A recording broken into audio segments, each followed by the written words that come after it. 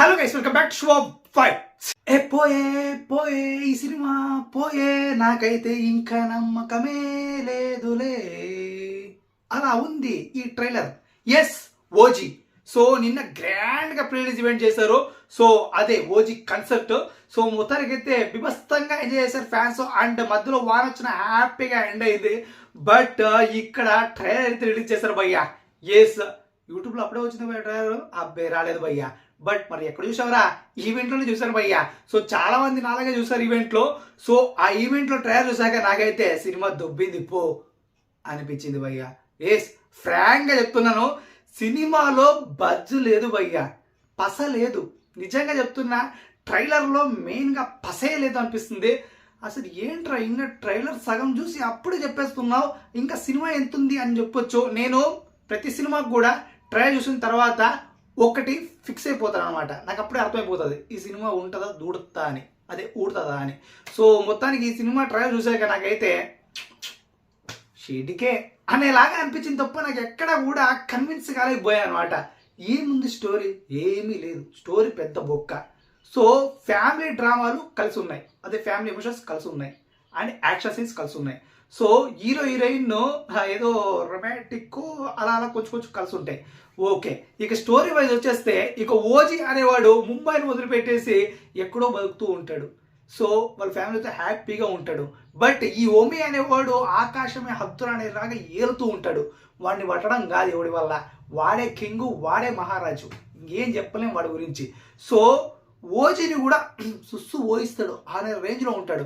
So అలాంటి వాడిని OG వస్తాడు, మళ్ళా తిరిగి పండ పెడతాడు. ఇదే స్టోరీ భయ్యా. సో ఇక్కడ మన సుజిత్ స్క్రీన్ ప్లే వర్కౌట్ అయ్యి కొన్ని ఎలివేషన్స్ వర్కౌట్ అయితే తప్ప ఈ సినిమాకి నిజంగా ఇట్టాకి రావడం చాలా కష్టం భయ్యా.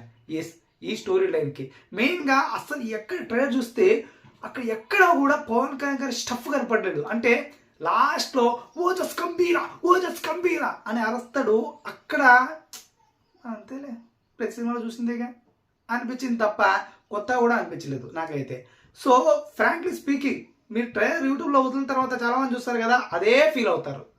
ఏంట్రా ఇలా చెప్తున్నాడు అంటే ట్రైలర్ చూసి రండి మళ్ళా నా వీడియోకి, పక్కా అది చెప్తారు. ఓకేనా?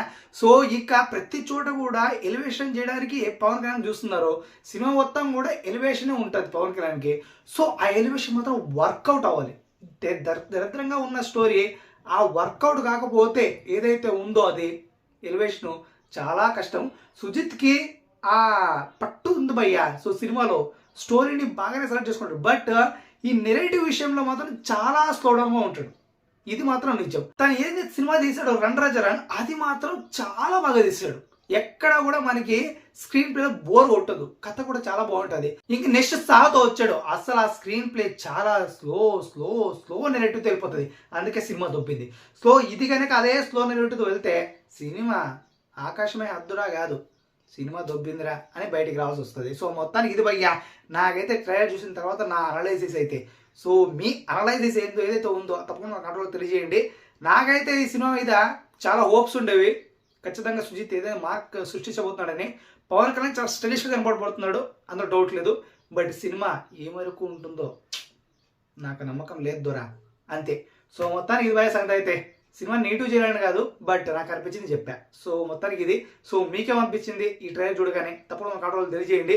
అండ్ ట్రైలర్ వచ్చేదాకా కూడా వెయిట్ చేసి చెప్పండి మళ్ళీ వచ్చిన వీడియోకి. ఓకే, అండ్ ప్లీజ్ సబ్స్క్రైబ్ చేసుకొని బెల్ కొట్టి, లైక్ కొట్టి, షేర్ కొట్టి చెక్కండి.